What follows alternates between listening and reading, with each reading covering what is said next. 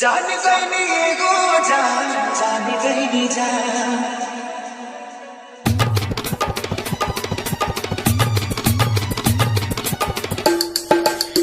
जान गईनी एगो जान जान गईनी जान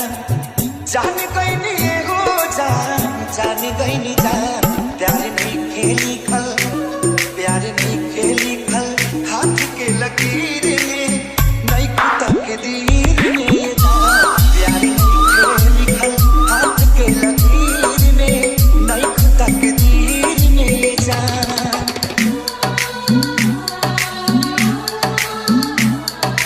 अरमान की भैया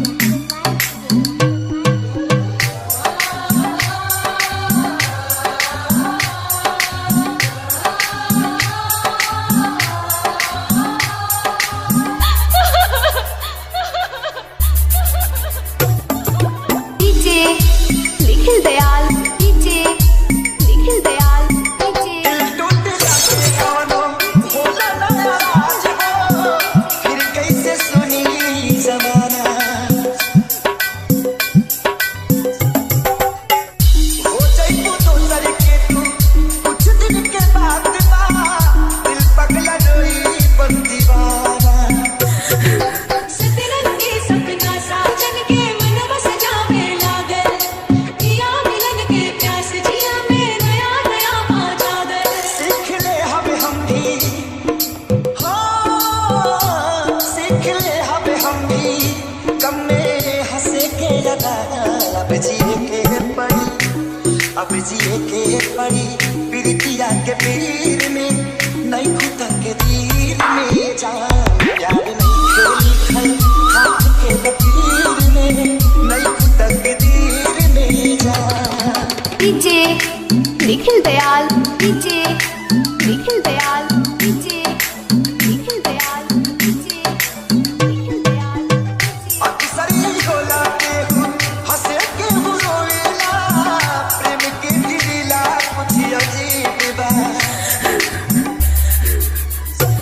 बेवफा भी कह दी कैसे मासूम यार के दगाबाजी अपन ही नसीब बा बन के दुल्हनिया जइबो जहिया सैया जी के गाँव में रखिया अपना राजा जी के तू झुलनी के छाँव में खुश रहा तू हरदम हाँ खुश रहा तू हरदम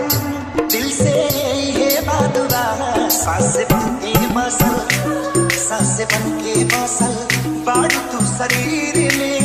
नहीं खुदा के दीर में जान प्यार नहीं लिखल हाथ के लकीर में निखिल दयाल डीजे निखिल दयाल डीजे दौलतपुर सकल Diha Nikhil Dayal DJ Nikhil Dayal DJ Nikhil Dayal DJ Nikhil Dayal DJ Nikhil Dayal